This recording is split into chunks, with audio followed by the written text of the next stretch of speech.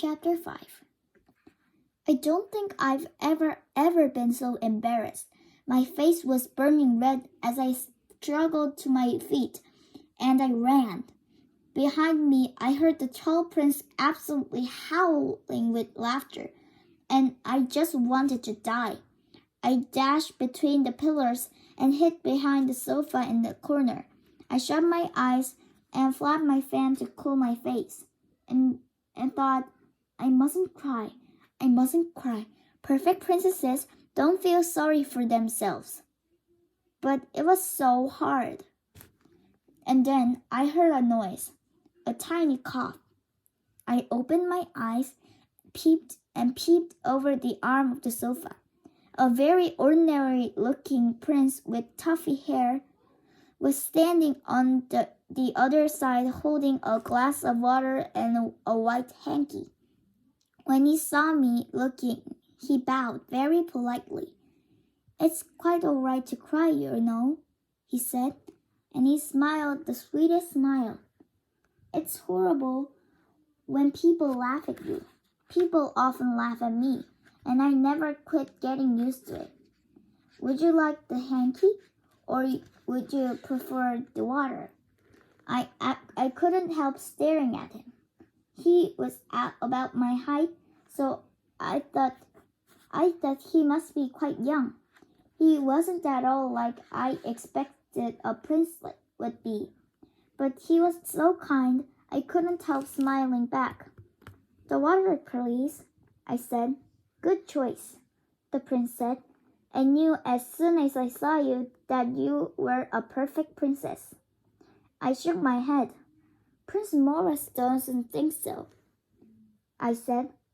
A strange expression flitted across the tuffy-haired prince's face. Prince Maurice? He asked. He asked me to dance, and I fell over. I explained. He couldn't stop laughing. Oh, yes, I saw that, the prince said, and he hesitated. Don't you think that was rather mean of him? I suppose it was, I said slowly, but I don't know anything about princes and how they should behave. The prince shook his head. No perfect prince should ever laugh at misfortunes of others. Although they laughed at me all the time in dancing lessons, they made me dance the girls' steps, you see, because I'm small. He sighed. That's why I'm hiding here. I've got 5- crown points, and I don't dare ask anyone to dance. I began to giggle. But that's what happened to me, I said. Only the other way around, of course. And then an amazing idea popped into my head. And before I could stop myself, I said, why don't we dance together? It won't matter a bit if we get it wrong. We're both used to it. The tuffy-haired prince's eyes shone, and he smiled a huge smile.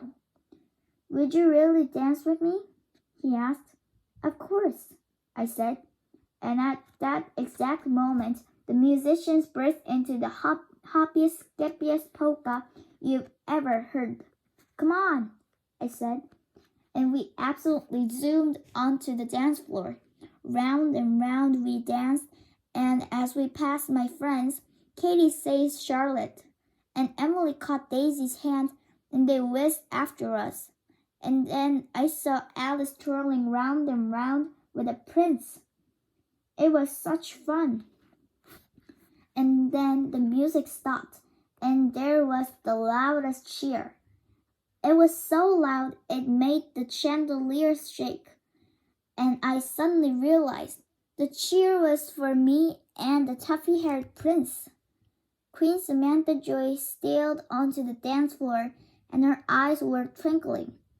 I wish to extend my congratulations to Princess Sophia, the first princess ever to persuade my beloved nephew, Prince Maurice, to dance. I stared at the tuffy-haired prince. He was Prince Maurice. And very fine dancers they both are, the king agreed as he strode up. So fine indeed that I have to award Prince Maurice his last 5 crown points. So he now has 1,000. And everybody burst into more wild cheering until Prince Maurice stepped forward. "I'd just like to say," he said, "that the only reason I'm dancing is because I found the perfect princess to dance with." He turned to me and bowed, and as he stood up, he winked such a cheerful wink. "And now I found my dancing feet, I shall ask Princess Sophia to be my partner in the Princess Academy celebration waltz."